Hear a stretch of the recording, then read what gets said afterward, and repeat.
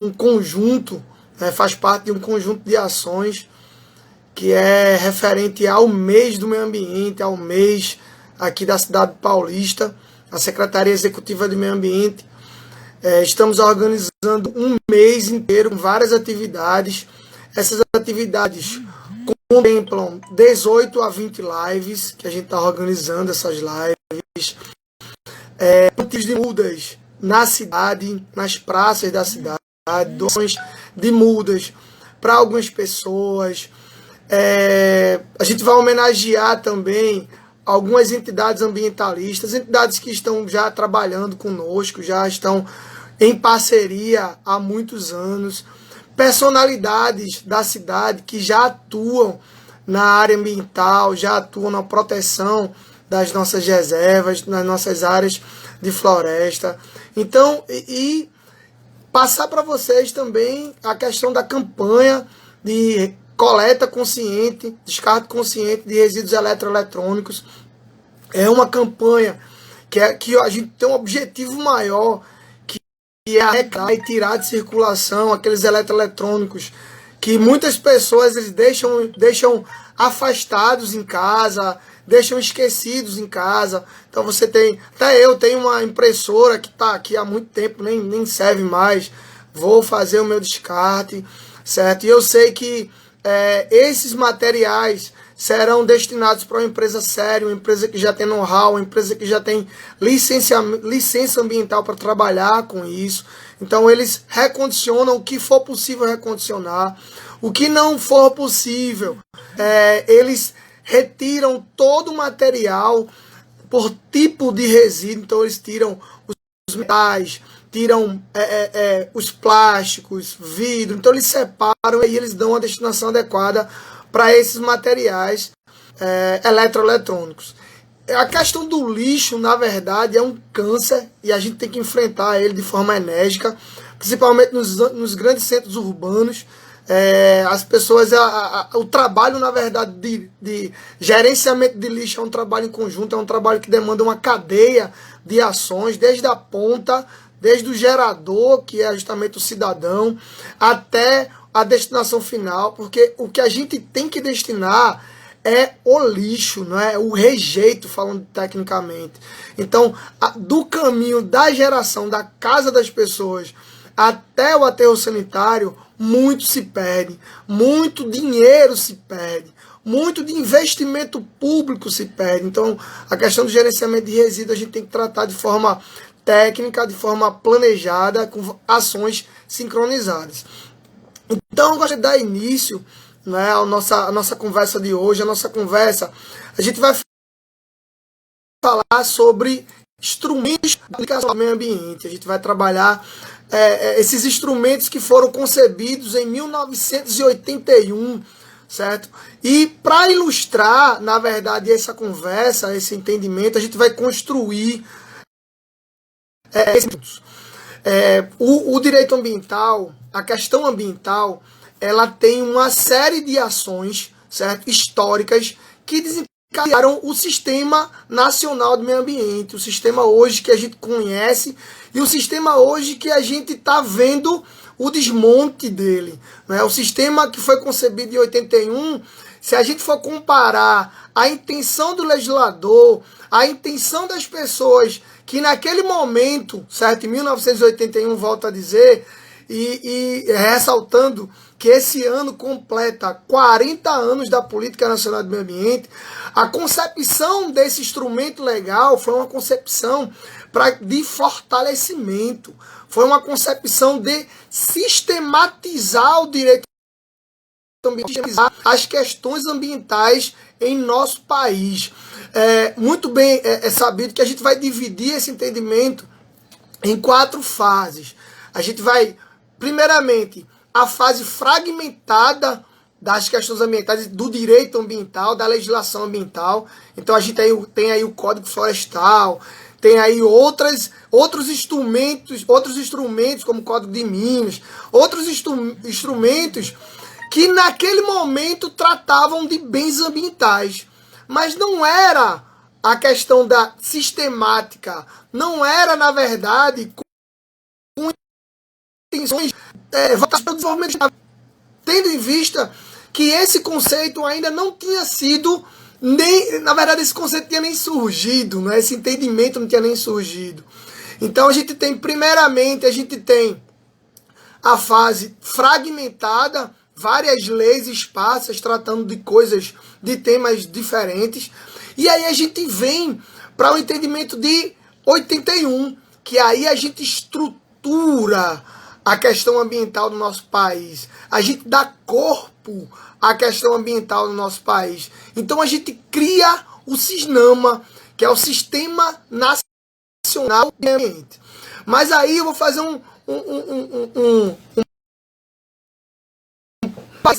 e a gente vai fazer o seguinte: o que é meio ambiente? A gente está falando de um Sistema Nacional de Proteção do Meio Ambiente, mas o que é meio ambiente? A gente vai formar, a gente vai construir esse entendimento da seguinte forma. Primeiro, ambiente biótico, tudo que é vida, não é? Da Terra. Ambiente abiótico, que é justamente o solo, a água, o ar, esse ambiente físico que a gente faz parte. E aí a gente vem acrescentar um ambiente cultural, um ambiente do trabalho, certo? E um ambiente socioeconômico. Então, quando a gente considera esses aspectos ambientais para fins didáticos, a gente percebe que tudo está ligado. Que a gente não pode falar em cidade sustentável em considerar as áreas verdes da cidade. A gente não pode falar em área degradada sem considerar que naquela área a gente tem que considerar drenagem para não carregar para os leitos dos rios, o assoreamento dos rios, a questão econômica, né, nesse aspecto do meio ambiente, ela é gritante. Então, eu vou construir um empreendimento, certo? Mas qual o impacto econômico, social, certo? Ambiental para a cidade? Será que vale a pena? Existem muitas cidades no mundo que pagam preço muito caro por conta do dito progresso. Então, esses aspectos a gente tem que considerar quando a gente fala de meio ambiente. E aí a Política Nacional de Meio Ambiente, que é a Lei 9638, certo, de 81, ela traz um ordenamento, uma estrutura, certo? E essa estrutura é chamada de Sistema Nacional de Meio Ambiente. Esse sistema, ele é composto, primeiro, ele é composto por um órgão superior, que é o Conselho de Governo. Né? Foi a concepção, naquele momento, um Conselho de Governo para tratar das questões ambientais. O outro órgão que foi criado também, né, foi concebido, foi o CONAMA, que é o Conselho Nacional de Meio Ambiente. Sabe que o CONAMA, ele foi desmontado, ele foi desmobilizado. Então, cerca de 80 caiu para 20 e poucos membros. Reduziu muito a participação popular. O ponto do conselho e todos os conselhos, eles seguem um princípio de participação popular. As pessoas, as entidades, elas têm o direito de participar de políticas públicas, da concepção de políticas públicas, da execução de políticas públicas e da avaliação dessas políticas públicas. Todas as pessoas, e aí vem o princípio de participação, elas têm de todo esse fluxo das políticas públicas. Por isso que os conselhos, eles são tão importantes. Aqui em Paulista, recentemente houve eleição para nova gestão dos conselheiros ambientais aqui da nossa cidade. E esses conselheiros, eles têm um papel de extrema importância, certo, para a nossa cidade. São eles que fazem a aplicação do Fundo Municipal do Meio Ambiente.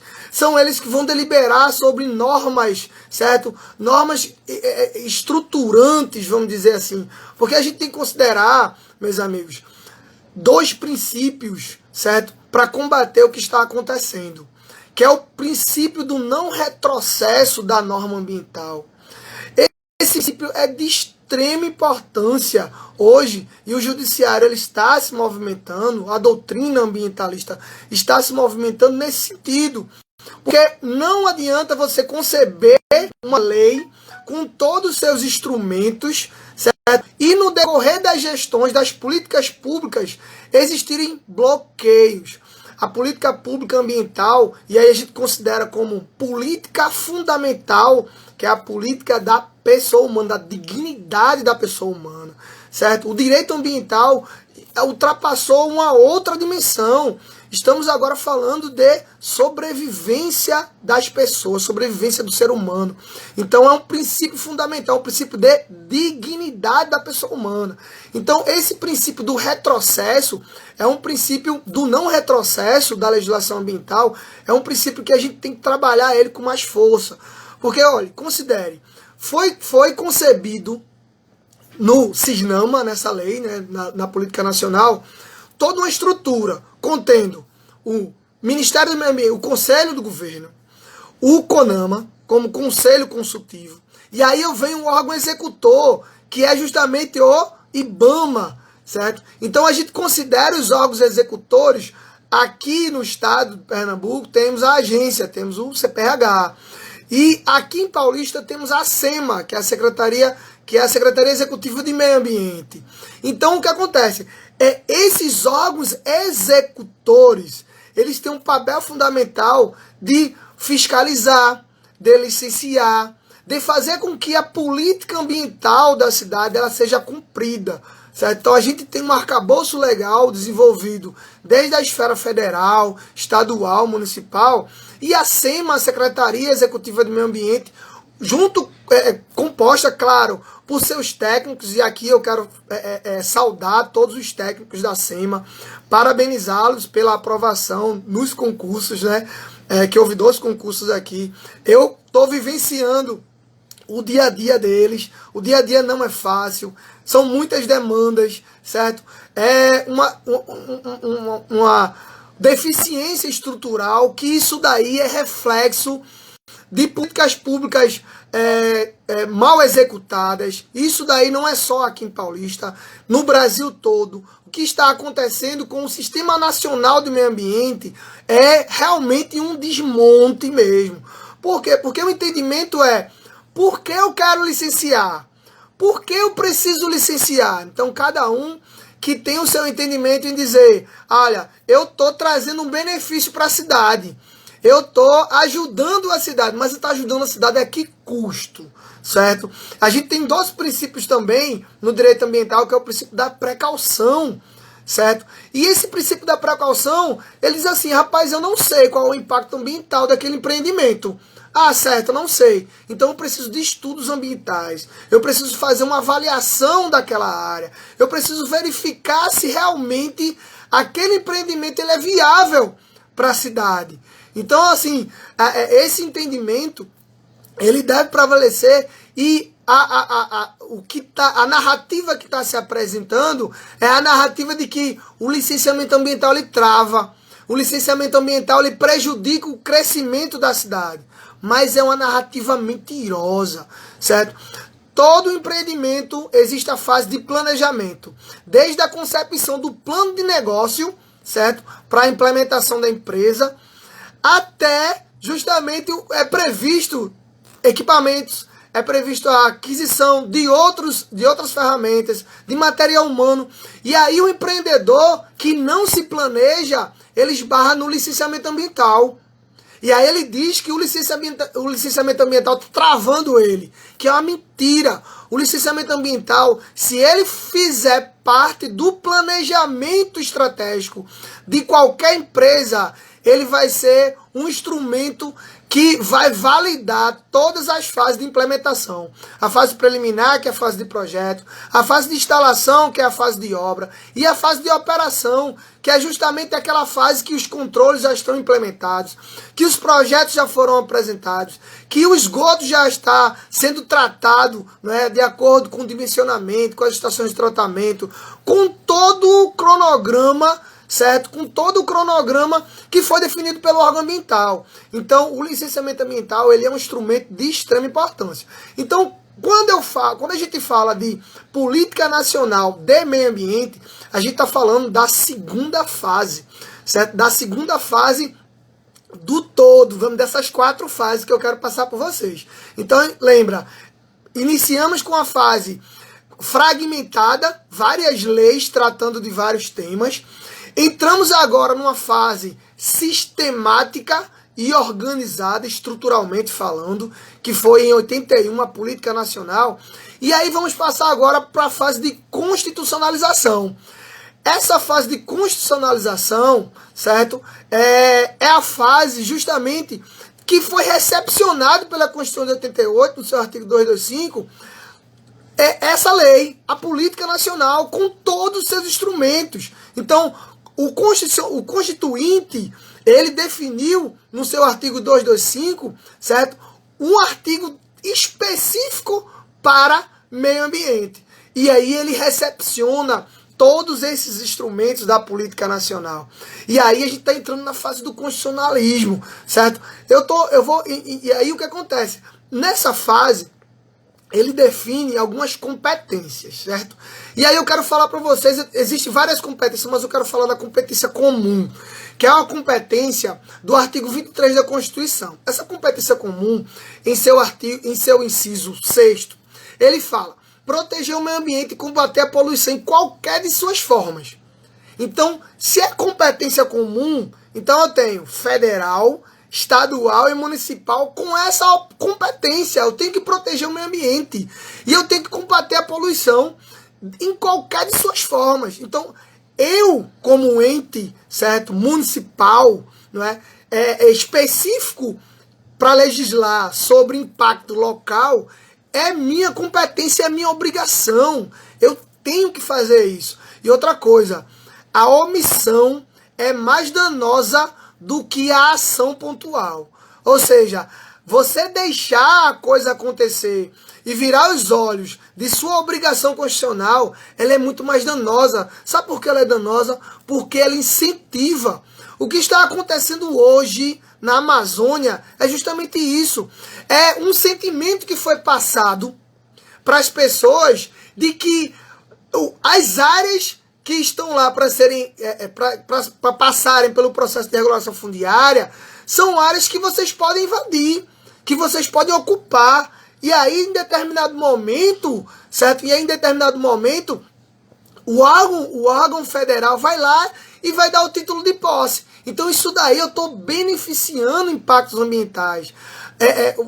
Só para vocês terem uma ideia, se vocês prestaram atenção no nosso card, certo? No card da campanha, a gente fala o seguinte: a gente fala que Semana do Meio Ambiente, ponto de não retorno, certo? Que é o chamado tip point, não é? Esse ponto de não retorno é o seguinte, a gente gostaria justamente de ressaltar isso. Esse ponto de não retorno, imagine que vocês estão num avião. Esse avião, ele tem um ponto, certo? Que ele não pode retornar mais em caso de desabastecimento. Então, lembra da Chapecoense? Pronto. O ponto de não retorno justamente foi aquele ponto. É o ponto de que a aeronave, e aí é muito usado, né, na aeronáutica, ele não podia mais retornar, e a gente está usando agora no meio ambiente. Porque estamos chegando em um ponto de não retorno. A Amazônia, ela já está em níveis de 17%, 18%, certo? Do que resta. E aí, quando chegar num determinado momento, na verdade, 17%, 18% de desmatamento, só para retificar, 17%, 18% de desmatamento. Se ela chegar, de acordo com muitos estudiosos, se ela chegar aos níveis de 25%, starta o tip point da Amazônia. E esse tip point da Amazônia, ou seja, o ponto de não retorno da Amazônia, acarreta vários outros efeitos cascatas. Por exemplo, ela vai se tornar uma savana. E aí, uma savana, e você sabe muito bem disso, não tem a mesma importância, não é, biológica, não é, do que a Amazônia. Não concentra uma quantidade significativa de umidade semelhante à Amazônia. E olha, a cobertura vegetal, ela é ela está diretamente ligada ao aquecimento global. Então a gente está falando de um tip point que está acontecendo não só no bioma da Mata Atlântica, mas já aconteceu aqui no bioma da Mata, na Amazônia. Já aconteceu aqui no bioma da Mata Atlântica. Temos apenas 7% mais ou menos de Mata Atlântica. E é um bioma de extrema importância, certo? É um bioma que aqui na nossa cidade, a gente, graças a Deus, a gente ainda tem uma grande quantidade. E a gente tem que trabalhar realmente para que essa quantidade aí a gente possa proteger. Levando em consideração, a mata ela vale mais em pé do que ela no chão, certo? Então vamos dar continuidade. Quando a gente está falando aí desse momento de constitucionalização, que é o momento que recepcionou a Política Nacional de Meio Ambiente, é o momento que definiu competências comuns para os entes federados, que definiu obrigações, certo? E criou vários princípios como poluidor pagador, certo? Então, assim, esse momento é um momento que a gente considera um momento que era para dar aquela alavancada na proteção do meio ambiente. Era para justamente todos os entes federados, eles considerarem outros instrumentos mais restritivos de proteção ambiental. E aí, a gente vem para o princípio da progressividade. Esse princípio da progressividade, certo? Só fazendo um paralelo com vocês, eu tenho o princípio do não retrocesso e eu tenho o princípio da progressividade. Então, a legislação, ela não pode retroagir, certo? Para as questões ambientais. Ela tem que progredir. E aí, o que acontece? Com esse cenário atual, você pode perceber que a legislação ela não progrediu. Ela não se tornou mais, vamos dizer assim, mais criteriosa. O discurso vamos flexibilizar o licenciamento ambiental, vamos desburocratizar, vamos entender. O entendimento não é tornar a legislação mais eficiente. E aí, quando eu falo eficiente não é do ponto de vista de você causar um dano, não é, econômico ao empreendedor, por seu processo de licenciamento ser moroso ou ser excessivamente criterioso. Eu estou falando de um critério de eficiência que ele consiga passar por todas as etapas do licenciamento ambiental e ele consiga atender todos os requisitos e esse empreendimento ele consiga atender o que realmente o legislador, a intenção do legislador, que é justamente o equilíbrio ecológico. Todos os instrumentos que foram elaborados, promulgados, eles têm que estar em sintonia com o equilíbrio ecológico, que é um direito fundamental, é um direito da pessoa humana, não é? Já, como eu falei para vocês, o direito ambiental, ele já ultrapassou, já está em outra dimensão, está na dimensão de direito da pessoa humana.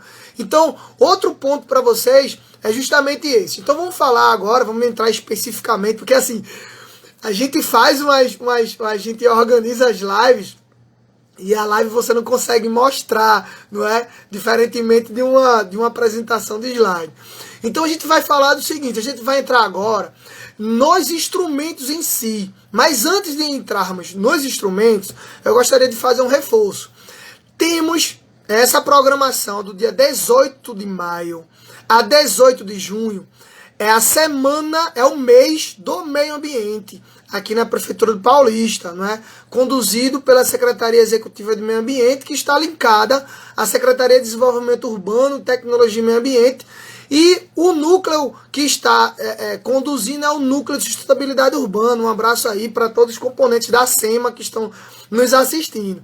E esse mês, ele contempla várias atividades. Exemplo, essa é a primeira live, então me deram essa missão, essa é a primeira live.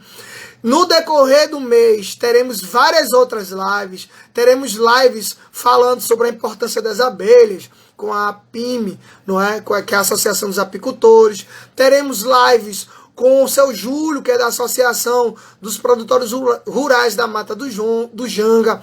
Teremos live falando sobre saneamento básico, o marco do saneamento básico que foi aprovado. Teremos lives falando sobre a importância dos manguezais na nossa cidade aí. Quem vai falar vai ser Tiago, né?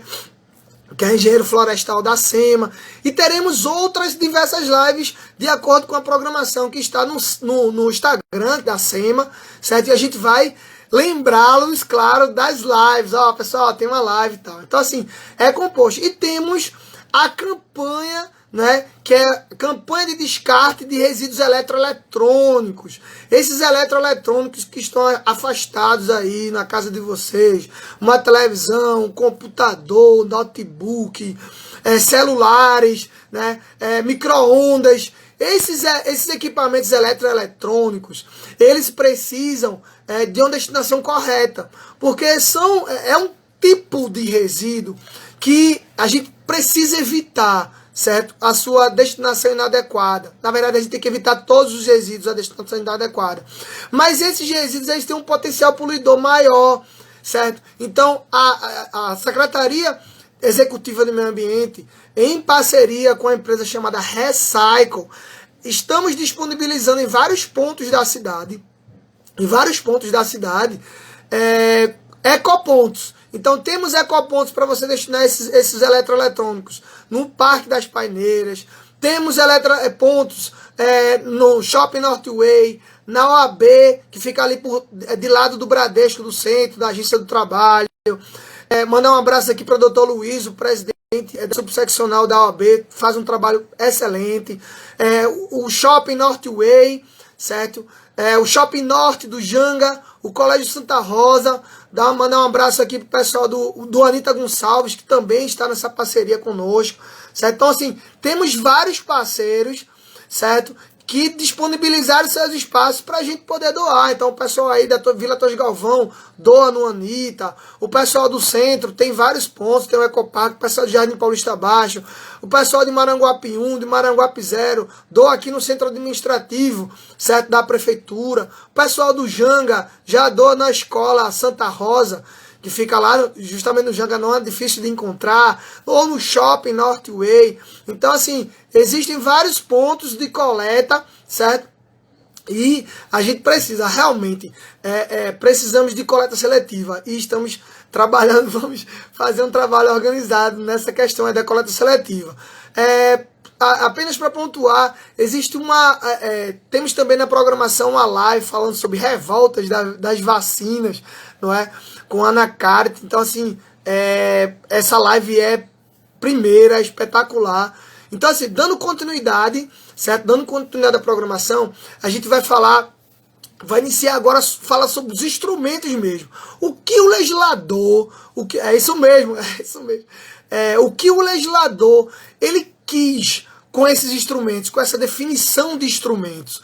O primeiro instrumento que a gente vai falar é o instrumento chamado estabelecimento de padrões de qualidade. Quando ele definir instrumentos de padrões de qualidade, ele estava falando de quê? Isso daí, lembrem, isso daí é em 1981. Ele estava falando justamente que precisamos definir padrões de qualidade, certo? Para a água, padrões de qualidade para o ar, padrões de qualidade que possam orientar, certo, o poder público, certo, na definição de políticas públicas que mantenham o equilíbrio ecológico. Por exemplo, uma pessoa chegou para mim e disse: rapaz, o efluente, que é o esgoto, vamos dizer assim, do meu empreendimento, ele sai cristalino, ele sai muito limpo. Então, para que existir uma estação de tratamento no meu empreendimento? E aí eu respondi o seguinte: imagine, a microbiologia, ela é específica, não é? A química, ela é específica. Então eu tenho padrões ali de demanda de DBO e DQO, que são justamente aquelas partículas biológicas que ficam na água e a gente não consegue enxergar a olho nu. Então, é definido padrões de qualidade da água. Esses padrões, quem iniciou essa definição de padrões foi justamente o Conselho Nacional. Então, se você atentar, existe, tem uma resolução do CONAMA. Quem nunca ouviu falar? Tem uma resolução do CONAMA tal. Por exemplo, tem uma resolução do CONAMA 430, que define justamente os padrões, as condições de lançamento de efluente, não é? Tem várias outras, tem a 01 de 86, que define o estudo de impacto ambiental. Então, o CONAMA, ele foi de extrema importância nesse momento, certo? Para definir esses padrões, não é? Para definir políticas públicas, na ausência de legislação.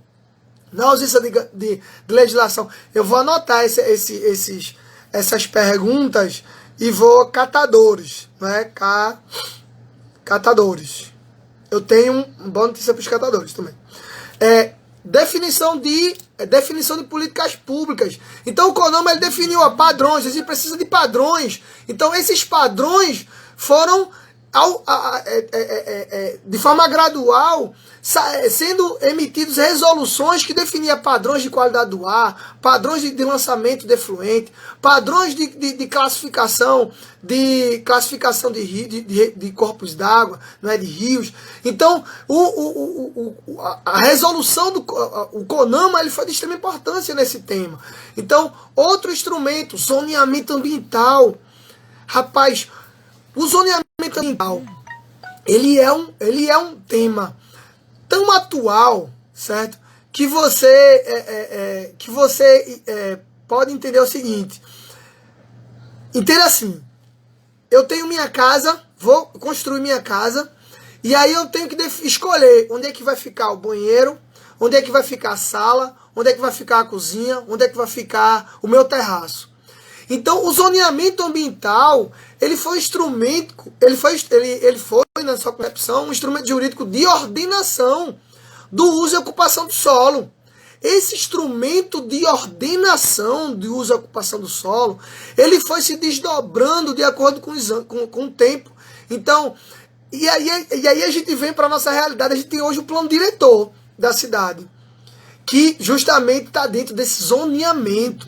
Então, todas as pessoas, todos os empreendedores que chegam no município, que querem atuar no município, eles precisam de uma certidão, não é? Ou uma carta de anuência, um instrumento que diga: meu amigo, nessa área aqui, que é uma área de expansão, uma área industrial, você pode operar, você pode instalar o seu empreendimento. A partir desse momento, ele consegue saber que ali naquela área ele pode adquirir uma propriedade, ele pode instalar a sua empresa, que já foi ordenado pelo plano diretor. E o nosso plano diretor, o nosso plano diretor, ele traz várias zonas de proteções ambientais, ele traz as zonas de expansão urbana, ele traz as zonas industriais, ele traz as zonas rurais. Então, hoje, para quem não sabe, né, temos zonas rurais. Temos duas zonas, na verdade. Uma zona rural, padrões de referência de qualidade do ar, da água, devem ser fiscalizados. Isso mesmo. O que acontece? A grande questão da fiscalização, e aí eu vou passar, segura aí, tá? Fiscalização.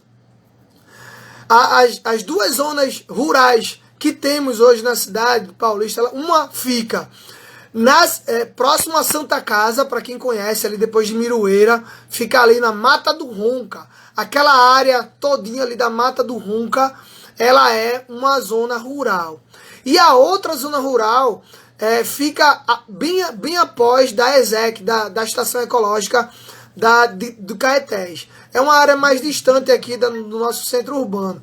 E para pontuar a questão da zona rural, existe uma associação dos trabalhadores rurais, que é presidida por seu Júlio Bento, certo? E aí a gente está trabalhando, certo? Planejando ações de incentivo, não é? E capacitação a esses trabalhadores rurais, não é? O fortalecimento dessa associação e de todos que a compõem, certo? Para que a gente possa realmente efetivar essas políticas públicas, que a política pública ambiental ela não só se restringe ao ambiente urbano, ela tem que atingir todos os ambientes, o rural, o urbano, do trabalho, o cultural, não é? O natural. Então, a política pública ela tem que ser desenhada dessa maneira.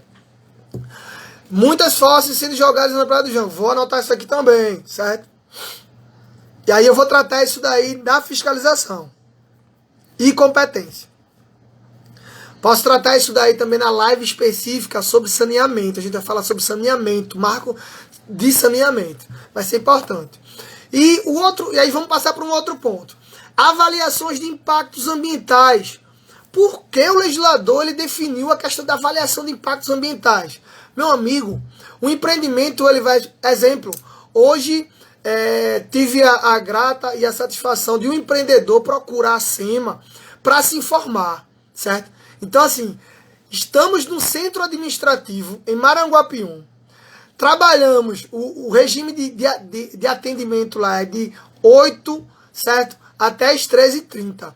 Qualquer empreendedor, ele pode se dirigir à SEMA, certo? E tiraremos todas as dúvidas. Dúvidas técnicas, temos um corpo técnico composto por analistas, que eles são capacitados, qualificados. Temos engenheiros florestais, certo? Temos geólogos, temos químicos, temos uma gama de profissionais que esse empreendedor ele não vai sair sem resposta técnica. Ele não vai sair sem uma análise correta do seu empreendimento e das suas avaliações dos impactos ambientais do seu empreendimento. Na fase preliminar, na fase de instalação e na fase de operação. Outro ponto. Para você avaliar os impactos ambientais, dependendo do porte, certo, do empreendimento e do potencial poluidor, é definido estudos ambientais.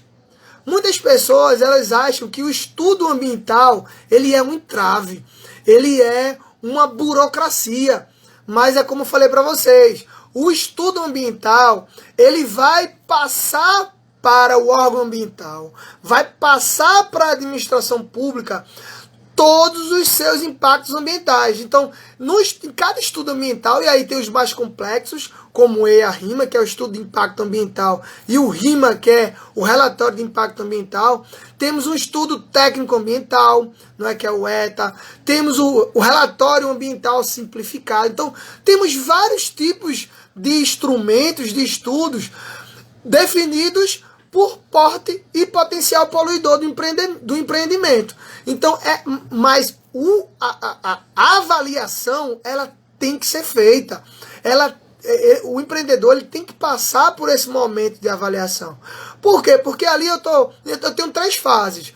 Eu tenho uma fase de caracterização para eu entender qual o tipo, certo? Muitas pessoas em Paulistas utilizam poço. Rapaz, a questão do poço ela é complicada, porque tem todo um efeito, certo? No lençol freático, tem todo um efeito, um impacto geológico daquela área.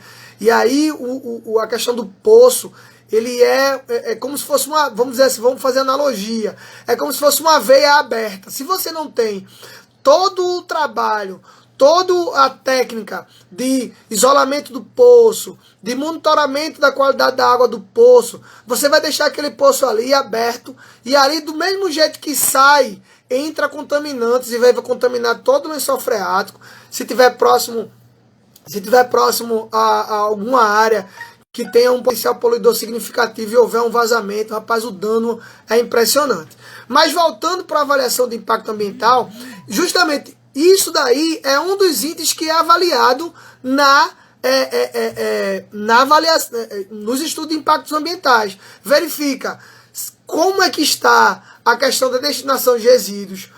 Avalia-se se o empreendimento ele contém poço. E aí vem todo o trabalho de autorização, de cobrança, na verdade, por autorização e outorga desses poços de captação de água. Vem a avaliação do empreendimento, a questão de drenagem, para onde é que vai a água da chuva, vamos dizer assim, as águas pluviais, para onde é que vai a água decorrente do esgoto, não é? O efluente que é gerado, o efluente industrial, para onde é destinado? como é o sistema de tratamento desse efluente, as emissões atmosféricas, qual tipo de emissão que esse empreendimento vai gerar, né? Qual é a fonte, se é estacionária, qual é a fonte. Então, todos esses critérios é avaliado nessa etapa de avaliação dos impactos ambientais através dos estudos ambientais. Então, essa fase é uma fase de extrema importância, é uma fase que não pode ser desconsiderada e ela é muito trabalhada na SEMA por todos os técnicos do núcleo de licenciamento. Então, pessoal, esse é o instrumento, não é, de avaliação de impactos ambientais que faz parte, certo, da Política Nacional do Meio Ambiente. Esses instrumentos estão contemplados no artigo 9º, certo? E esse especificamente está no inciso 3 da Lei 6938 de 81, que é justamente a legislação que a gente está trabalhando agora, que a gente está conversando agora. Vamos passar para um outro instrumento, que é o instrumento de licenciamento e a revisão das atividades potencialmente poluidoras. Eu acabei de falar agora das duas coisas, certo? Eu falei do licenciamento, da fase de avaliação de impactos ambientais e do licenciamento ambiental. Essas duas fases, elas estão conexas, vamos dizer assim. Mas falando especificamente de licenciamento ambiental, a gente tem que ter a ideia do seguinte: o licenciamento ambiental é uma cadeia de atos administrativos praticados pela administração pública para se verificar a viabilidade ambiental do empreendimento. Primeiro ponto: o empreendedor que dá entrada na licença ambiental, ele não tem garantia da licença ambiental. Eu paguei R$2.000 para avaliação da viabilidade ambiental através do licenciamento. Chegou no final do processo, foi indeferido. Mas eu paguei. Não tem isso. O pagamento da taxa de fiscalização é um pagamento pelo serviço de análise de todas as fases, da fase de projetos, da fase dos relatórios, das fases dos requisitos e dos estudos complementares que o empreendedor ele vai apresentar. Então, o licenciamento ambiental são etapas, certo? Então, o empreendedor ele vai lá na SEMA, no centro administrativo, verifica de acordo com o seu CNPJ, ele entrega o seu CNPJ, e aí a gente vai verificar um enquadramento, porque a competência de licenciamento ambiental é uma competência após, na verdade, e aí eu faço até um parentezinho, a questão do licenciamento ambiental foi uma questão que passou por muitos anos, até 2011, existindo conflitos de competência. Esses conflitos de competência, eles se davam da seguinte forma: quem era que ia licenciar um empreendimento entre Abreu Lima e Paulista? Adotava-se o critério da regionalidade. E aí, o órgão ambiental licenciador na época, era o CPRH. E aí esse entendimento criou vários conflitos, certo? Principalmente na obra, e todo mundo aqui sabe, da obra da transposição do Rio São Francisco. A transposição do Rio São Francisco foi uma obra que de extensão passou por vários municípios, passando por vários estados, e aí cada estado existiam alguns critérios e tal. E aí em 2011 foi definida, né, a Lei Complementar 140, e essa lei complementar ela veio justamente para definir critérios de licenciamento ambiental também, outros critérios, que é justamente o princípio de cooperação dos entes federados, e aí definiu a competência federal, a competência estadual e a competência municipal em matéria de licenciamento ambiental, porque o que vigora hoje é o licenciamento único, certo? Um ente federativo, ele, dependendo do impacto ambiental, da extensão do impacto ambiental, se ela é local, se ela é regional, se ela é mais abrangente entre dois estados, certo? Ela é elencada apenas para um órgão. Dois órgãos não vão licenciar o mesmo empreendimento. Então, em 2011 foi definido essas competências, porém, aqui no nosso estado, e aí ele jogou a competência para definir os impactos locais e as delegações para os conselhos estaduais. Então, cada conselho, lembra lá do Conselho Nacional do Meio Ambiente, cada estado também tem seu conselho. Então, os conselhos estaduais, certo? Foi que definiu os critérios de delegação de impacto, não é? Os critérios de impacto local. Então, os impactos locais, certo? Todos os impactos locais, de acordo com a resolução COSEMA 01/2018, fica de competência no seu rol, não é? No seu anexo, fica de competência para os municípios. Porém essa competência é condicionada. A competência é condicionada ao quê? O município ele tem que possuir corpo técnico qualificado, capacitado, e aí eu trago para Paulista, ok, primeiro critério. Segundo critério, ele tem que possuir fundo municipal. Vamos olhar. A gente vai ter uma live específica sobre o Manguezal do Paulista, certo? Com o Tiago. E a gente vai falar justamente sobre os manguezais. A gente tem uma live específica para isso. Veja a nossa programação, quero você lá. E o outro critério, fundo municipal constituído, órgão capacitado e qualificado, constituído por funcionários efetivos. E o terceiro é conselho municipal ativo. Então temos os 3 critérios. A partir desse pressuposto, foi delegada essa competência, não é, para a SEMA através de convênio. E hoje a SEMA ela atua nos licenciamentos que causam impactos locais de acordo com a legislação específica, ressalvando, claro, a outras legislações que são específicas, como a lei da Mata Atlântica, não é, que define alguns critérios no caso de supressão. Então, o processo de licenciamento ambiental é um processo administrativo precário. E aí eu estou dizendo para vocês por que ele é precário. Porque a partir do momento que foi concedida a licença ambiental para o empreendedor, ele não tem garantia, certo, de manutenção daquela licença, tendo em vista existir o Parque do Janga e a invasão ou a doação. Justamente. A gente tem que mudar esse entendimento das áreas aqui da cidade, né? A gente está trabalhando nisso. A gente não pode falar assim numa live, porque isso daí demanda ações estratégicas, não é? Ações governamentais, ação de governança superior. Mas a gente está com uma atenção especial com relação à Mata do Frio. A gente está com atenção especial com relação ao Parque do Janga e as demais áreas que estão sofrendo invasões sistemáticas, certo? E a gente está vendo realmente os nossos fragmentos de Mata Atlântica eles desaparecerem todos os dias. Não é? A gente passa, principalmente ali na Mata do Frio, o que existia antes e o que temos hoje é imoral, vamos dizer assim, né, para usar essa expressão, dá licença para usar essa expressão. Então, assim, a gente está trabalhando, certo? São ações estratégicas, mas a gente vai no tempo curto, não é? A gente vai dar uma resposta efetiva que vai justamente minimizar drasticamente esse impacto ambiental na nossa cidade e a gente vai preservar nossas áreas verdes, se Deus quiser. Então, voltando, eu tenho um processo de licenciamento ambiental, certo?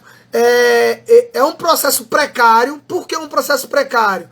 Porque o empreendedor ele não tem a garantia, certo, da manutenção daquele documento, da licença. A licença, a qualquer momento, ela pode ser revogada, cassada, certo? Por que isso daí? Se ele não atender critérios que foram estabelecidos nas condicionantes. Então, toda licença tem um rol de condicionantes, trazendo aqui para a nossa realidade de Paulista. O núcleo de licenciamento, a partir do momento que passou todo o procedimento, toda a fase, certo? Toda a fase de análise de projeto, ele condiciona algumas obrigações para o empreendedor. Por exemplo, vamos trazer um exemplo real. Falamos ali de padrões de qualidade da água, não é? Existem alguns condomínios aqui na nossa cidade que estão próximos, por exemplo, próximo do Rio Paratibe. Oliver, Muito obrigado, meu irmão. Um abraço para você. Viu? Próximos ao Rio Paratibe. E aí ele não pode destinar o efluente dele, o esgoto dele, in natura. Na verdade, destinação de esgoto sem prévio tratamento, isso é crime ambiental, certo? Isso aí é crime. Então, assim, o esgoto ele tem que ser destinado com um prévio tratamento. Ele não pode ser lançado diretamente em um corpo hídrico, ele não pode ser lançado diretamente no mar, ele não pode ser lançado diretamente nos rios. Então a gente tem que trabalhar, e trabalhar forte. Lembra que eu estava falando para vocês que desde 81, esses são instrumentos que foram concebidos em 81. Pela regra de evolução, a gente não era para estar tratando disso. A gente era para estar num nível bem elevado de proteção ambiental. Hoje a gente está trabalhando com a ameaça de retrocesso da legislação. Por isso que eu estou falando para vocês da questão do princípio do não retrocesso da legislação ambiental. E o princípio, e esse é um princípio que está tomando corpo, é um princípio que está tomando forma, certo? Que ele veio justamente para interferir em políticas públicas danosas, em políticas públicas de desmonte, em políticas públicas de ineficiência dos órgãos ambientais. Então o judiciário está trabalhando a tendência doutrinária da legislação ambiental, dos juristas, dos juristas da área ambiental. E aí eu sou advogado, certo? E especializando em direito ambiental, já atuo na área há algum tempo, desde 2000 que eu trabalho na área ambiental, e eu vejo que a gente não está evoluindo. Hoje a gente ainda fala, não é? Fala de lixo. Rapaz, a gente fala de lixo há muitos anos. Então por que ainda não foi definido políticas públicas efetivas para tratamento de resíduos sólidos urbanos? Então é retrocesso, a gente está diante do retrocesso, então a gente não pode, a gente tem que progredir, não é? Então diante do retrocesso vem o princípio da progressão, e esse princípio da progressão do direito da legislação ambiental ele tem que ser implementado no dia a dia, e é o que eu tento fazer, né? O que eu estou fazendo lá na SEMA junto com o corpo técnico. A gente está trabalhando para progredir a política ambiental da cidade paulista. A gente está trabalhando para efetivar as políticas que já existem e potencializar as nossas oportunidades, certo? Então, voltando para o licenciamento ambiental, para fechar esse item, o licenciamento ambiental, ele é o procedimento, certo, administrativo precário, porque tem essas condicionantes e tem esse risco de você não estar atendendo o que foi definido, certo? O que foi definido pelo órgão ambiental, de você perder aquela licença. Então o licenciamento ambiental ele é um instrumento administrativo de extrema importância. Estão fazendo hoje no Congresso, passou na Câmara a questão da lei geral do licenciamento ambiental. Rapaz, no meu ponto de vista, a lei geral é uma boa. Porém, quando você vai para a seara de dispensa de licenciamento, eu acho que essa dispensa de licenciamento ela deve ser tratada pelos municípios. Ela deve ser tratada onde o empreendedor, o empreendimento, ele vai causar um dano. Porque imagina, eu dispenso uma atividade de restaurante. Beleza. Restaurante, resíduos orgânicos, gerenciamento, a questão se houver música ao vivo, a questão do ruído, se houver a questão de emissões, a questão das chaminés, do tratamento de filtragem, certo. Mas imagina, se esse restaurante é de lado do mangue. Imagina se esse restaurante ele é em cima de um deck dentro do rio.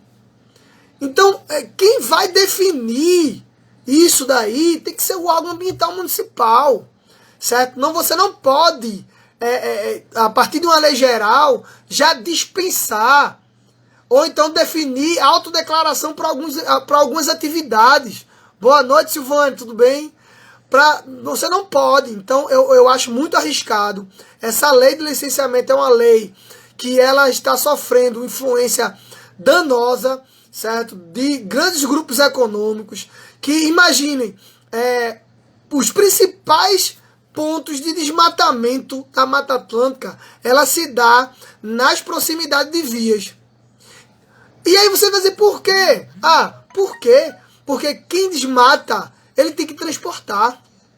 Ele não vai abrir uma rodovia para ele. Ele vai aproveitar que já existe.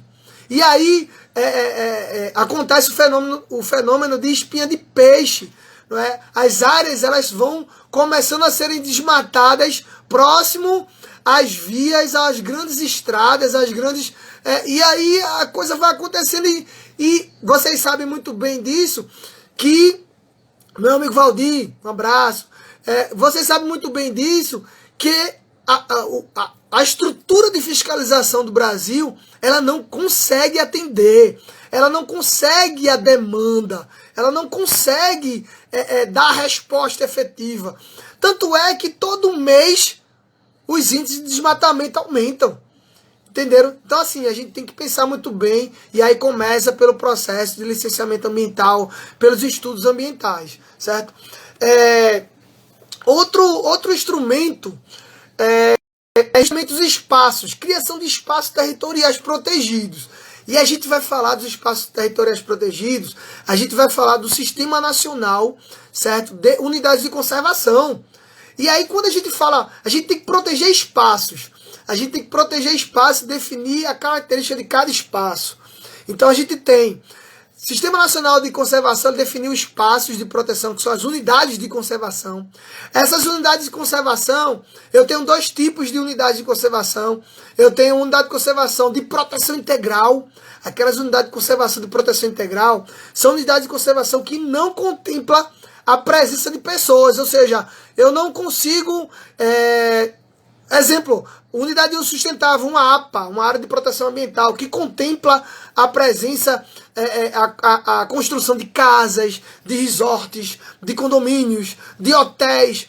Então, existem espaços protegidos, existem tipos de critérios para esses espaços. Espaços territoriais de proteção integral, espaços territoriais de uso sustentável. Então, esses critérios, eles devem ser considerados a partir do momento da concepção.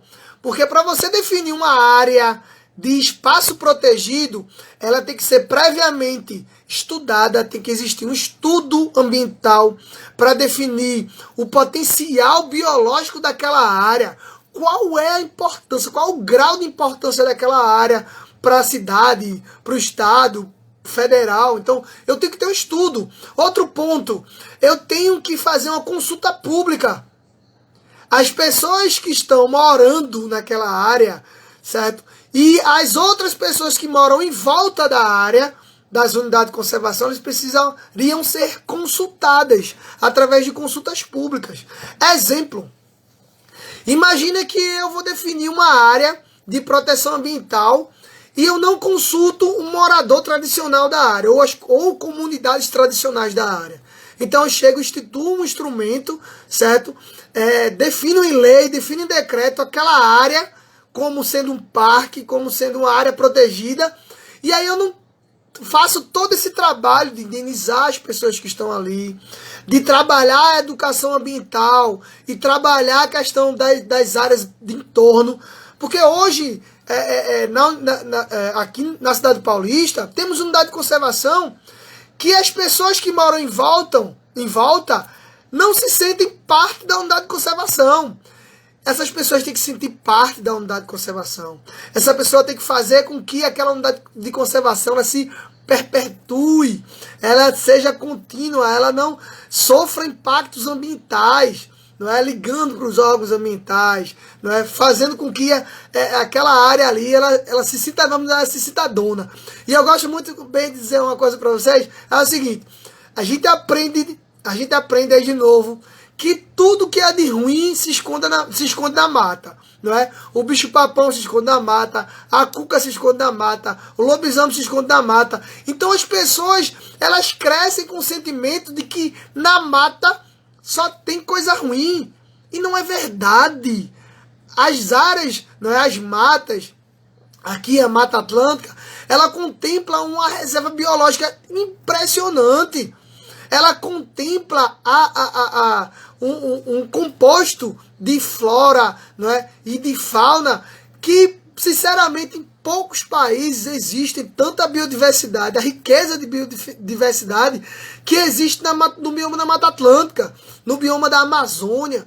Então, a gente tem que entender que essas unidades de conservação, esses espaços protegidos, eles devem sim ser protegidos e as pessoas devem se sentirem também parte e dona deles, certo? Então, esse daí é a minha pontuação com relação a esse instrumento.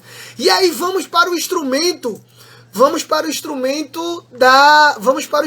de fiscalização. E aí vamos para as penalidades. Ó, outro instrumento que foi criado, importante, é o seguinte: penalidades disciplinares compensatórias ou não, cumprimento das medidas necessárias de preservação ou correção da degradação ambiental. Então, isso daí, a gente considerou em 81 esse instrumento. Em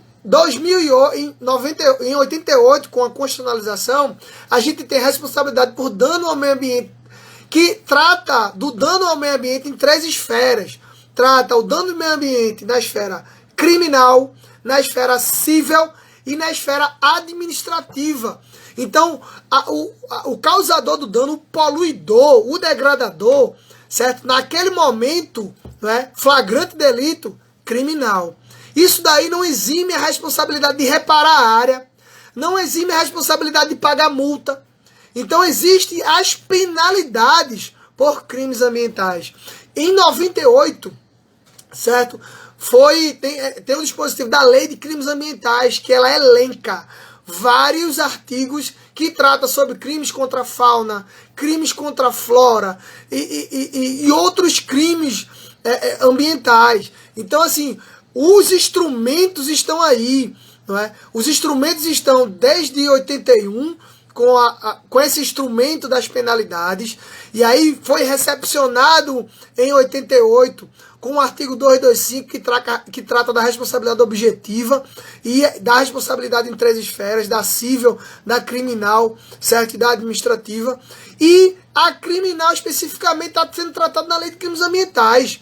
Então, esse instrumento de penalidades é um instrumento, sem falar no decreto no decreto 6514 federal, que ele trata dos procedimentos de multas, certo? Qual é o trâmite de recurso, qual é todo o procedimento administrativo, porque não é só penalizar, é também oportunizar o infrator a um amplo direito, ao direito ao contraditório e à ampla defesa, até no final ser homologado, não é? No caso de culpa, ser homologado, e aí ele pagar a multa ou compensar a área, não é? E pagar a multa e compensar a área, porque uma não exclui a outra, não é? A reparação não exclui a outra.